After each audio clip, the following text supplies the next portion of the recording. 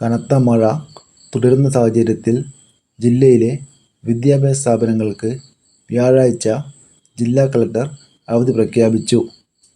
Professional college ഉൾപ്പെടെ എല്ലാ വിദ്യാഭ്യാസ സ്ഥാപനങ്ങൾക്കും അവധി ബാധകം ആയിരിക്കുമെന്ന് ജില്ലാ കളക്ടർ അറിയിച്ചിട്ടുണ്ട്. ഇടുക്കി ജില്ലയിലാണ് അവധി പ്രഖ്യാപിച്ചത്.